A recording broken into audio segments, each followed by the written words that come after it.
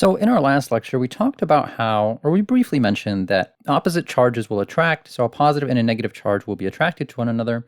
And we didn't talk about this, but of course we know that like charges repel each other. So two positive charges are going to repel each other and two negative charges are going to repel each other.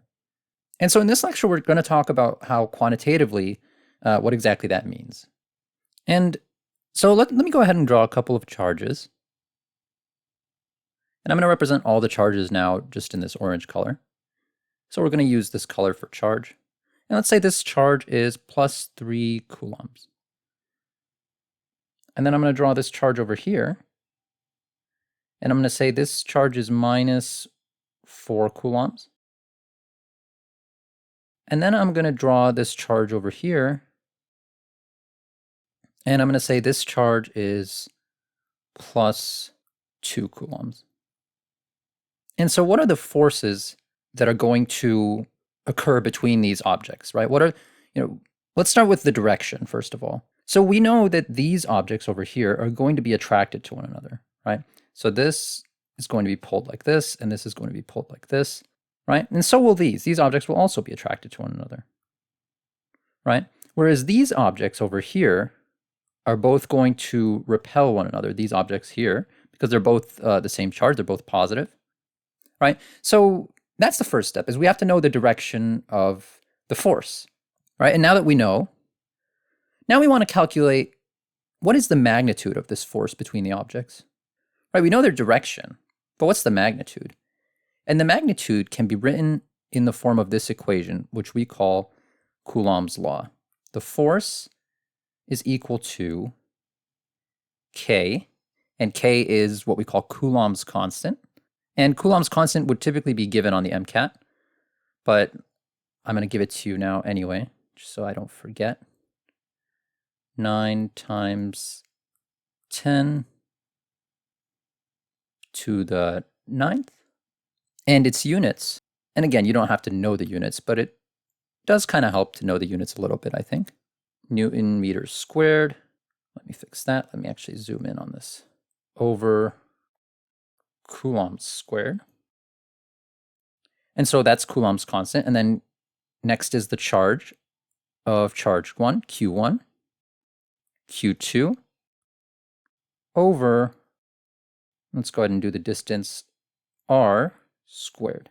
So R, of course, is going to be the distance between the charges.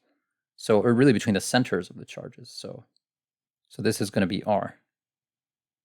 And so this is the equation for figuring out the force. Now, the direction of the force, of course, is we have to know that from the charges, from the magnitude of the charges. Are they two positives or two negatives, or are they positive and negative, right? But the magnitude is calculated from this equation, from Coulomb's law. K times Q1 times Q2 over R squared. And again, Q is measured in coulombs. So for example, this is 3 coulombs, this one is -4. So we would plug those into the equation, and then we would plug in the distance in the form of meters. So R squared is in meters. Q is in coulombs. And if you were to notice the units of Coulomb's constant, we would find, of course, that the CC, so these would cancel out. And then meters squared would cancel out, and we would end up with just newtons. So I'm going to erase that so we still have the units. This is one reason why having the units of Coulomb's constant is useful, because you could actually, in theory, if you just had this, you could figure out what you would have to do to get just newtons. So kind of cool. And of course, F is going to be in newtons. Now, I want to draw your attention to one final point about this. So this is a very quick lecture, literally just Coulomb's law, just understanding this law. But I do want to draw your attention to this R squared here. This R squared is very important because it's what we call the inverse square law.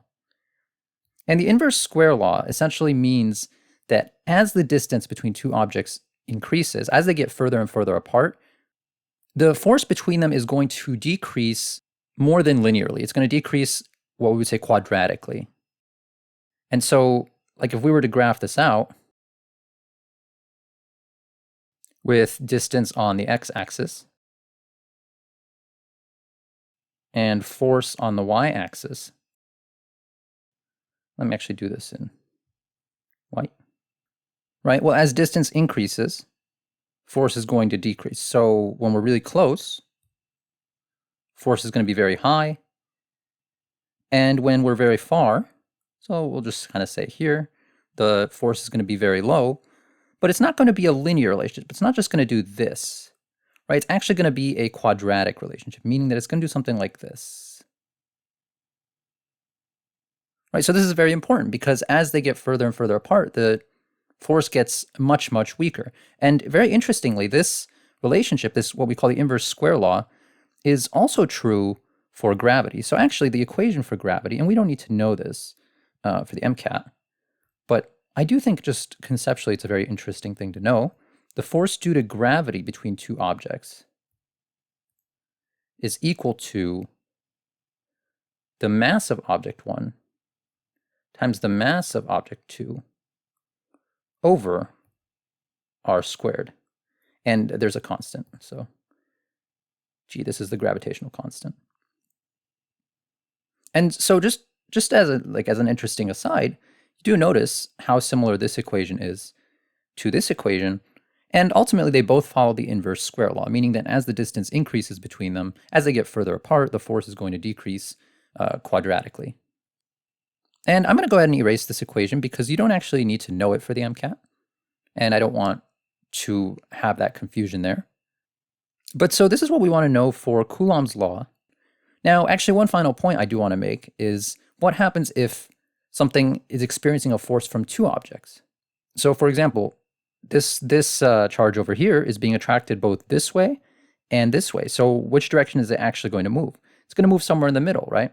If you're being pulled in two different directions, you're going to end up going somewhere in the middle. So it might do something like that. And if we were to look at this object over here, well, this object is actually being repelled this way, and it's being pulled this way. And so it's going to end up actually moving something like this. It's going to move somewhere in the middle, right? Again, when we add up the forces, the overall direction of movement is going to be somewhere in this direction. And how much it's going to accelerate is, of course, we can plug this back into the equation we learned at the beginning of this course of F equals ma. Right, so we would plug in the force that we determined from Coulomb's law over here. We would plug that in for F, the mass of the charge, and its acceleration. Then we would determine how much it's going to accelerate. So just as an interesting point there, if we've got two charges, let's say, so we've got this charge, which is positive, and this charge is very heavy, let's say it's very big, and we've got this tiny charge, which is negative, the force of attraction between them might be the same, right? They might be attracted to each other with the same force, but because this one is so much heavier, it's going to accelerate a lot less, right? F equals ma. They're both going to move, but this one is going to move a lot less. So maybe if we were to zoom in, this one might move like this much, but this one's going to accelerate a lot more just because its m in this equation is so much smaller. Its a is going to be so much higher. Right? And this is also the case for gravity, by the way, which is why, for example, if this is the Earth and you are standing on the Earth here and you jump up in the air, technically what's happening there is that you are pulling on the Earth and the Earth is pulling on you with the same force. But because the Earth's mass is so much higher, you're going to accelerate much more than the Earth will. And the Earth is going to accelerate in a very, very negligible amount. Right? So the Earth is barely going to move. And so that's not really noticeable. The way that it might be, for example, if this is the Earth and this is the Moon is about a quarter the size of the Earth, so it's going to be something like that, where the Moon pulls on the Earth and the Earth pulls on the Moon, and so the Moon accelerates a lot more than the Earth does, but the Moon also does cause the Earth to wobble a little bit, right? And so when we're dealing with, let's go back to charges, and so again, the much more massive thing is not going to move nearly as much as the lighter thing. And that's true both for gravity and for electric forces. And so zooming out, that's what we really want to know for Coulomb's law and for electric forces for the MCAT.